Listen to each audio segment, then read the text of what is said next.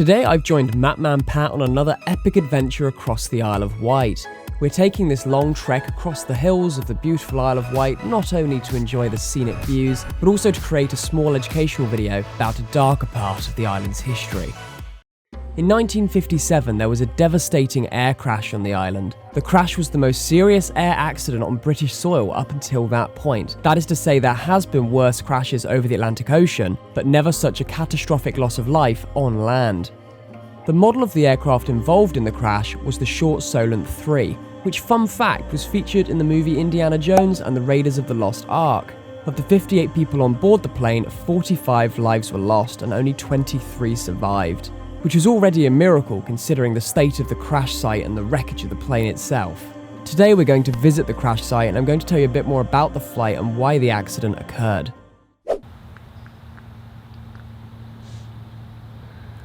The Aquilla Airways crash happened on November 15th, 1957. The crash site was just beyond this field, just behind me basically, with the cliffs over there. This is the closest we think we can actually get to the site. Out of the 58 people on board, 45 people lost their lives, which made it, at the time, the worst air crash to ever take place on English soil. There was one air crash which was worse, but it wasn't actually on land, it was in the ocean, so it technically gets the title of worst air crash at the time. There were initially 15 survivors, but 2 of them died from their burns after the crash. The velocity of the crash was so bad, the entire plane, with the exception of the tail end of the crash, was completely destroyed. Fortunately, there were 3 soldiers at the time who happened to be on training exercises in the area, and they responded very quickly and dragged the survivors while unconscious from the wreckage. The aircraft was a Short Solent 3.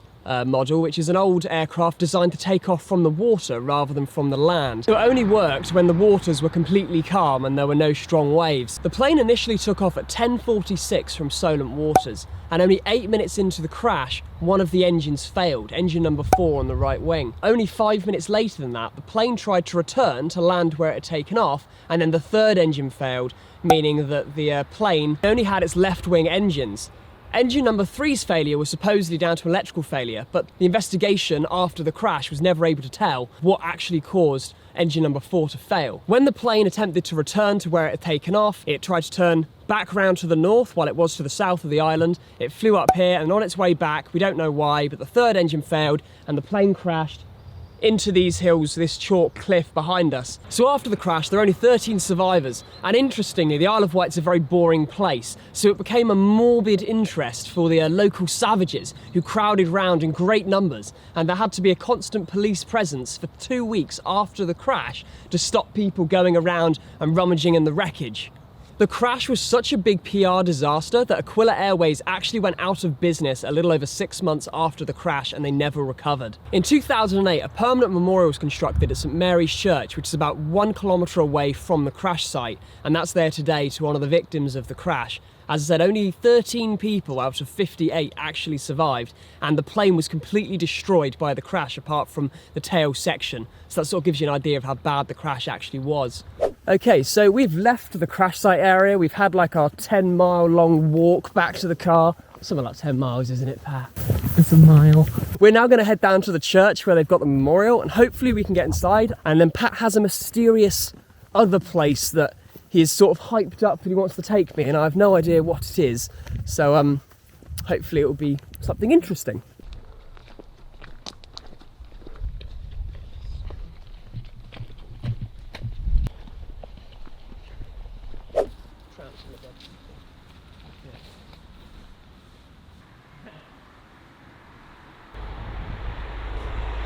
It's a nice little church, Pat. Look at this. It's wonderful. This is a very, very nice church. Organ is also quite antique. Oh yes, very.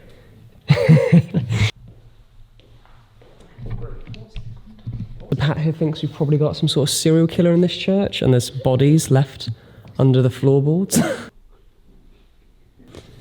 That's actually an absolutely wonderful building. They've even got like candle lighting and everything. Gothic archways, everything's pointed, and it's a proper traditional church made of brick and wood. But we did come here to go and find a memorial for the victims of the crash, so we should probably leave this church now and go look outside, because it must be somewhere on the outside of the church.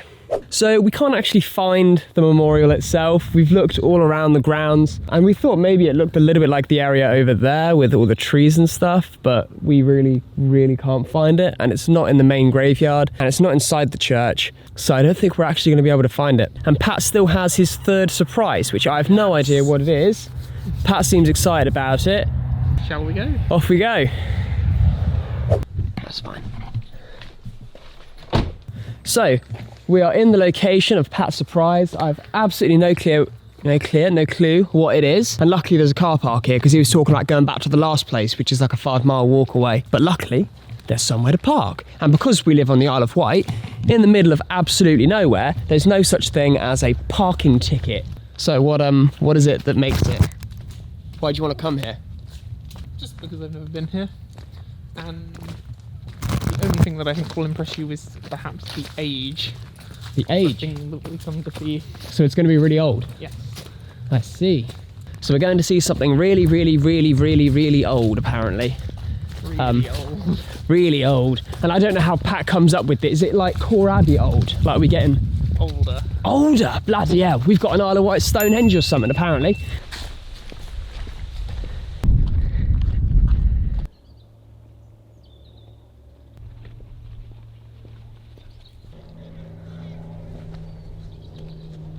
So Pat, you literally brought me out to a giant rock. Like, I literally had no idea this was here, and I was like, you're just gonna bring me out to some fucking giant old rock, aren't you? And Isle of Wight Stonehenge, that's exactly what it is. So Pat, how old is this rock that you've brought me to? You don't even know. I don't know. How did you know there was an old rock here? I knew it was here. So, it is a megalith. Most megaliths were made in the Neolithic period, which puts it somewhere between around 5,000 and 10,000 years old. I mean, that's pretty old. How old Stonehenge? Obviously, it's a rock. Do we know how old Stonehenge is? About the same age. Same age. Yes, so obviously lots of rocks are old. It's the quarrying of the rock and moving it here that is the feat. So yeah, you could call me the most disappointed man on earth, bringing me all the way out here for another 5 miles to see a rock. But I suppose it's all right, because I mean, I'm the guy who goes to quarries and churches, so I mean, a rock's not too bad. And cows. And cows, yes. We have got to see some absolutely lovely cows behind us as well. I mean, are we off? I guess we are. I guess we're off. I've got to do that outro-y talk thing now, haven't I? We found 2 out of 3 of our destinations. Yeah, 2 out of 3. That's it's not too bad. Don't forget to hit the like button and subscribe. And we'll see you guys in the next one.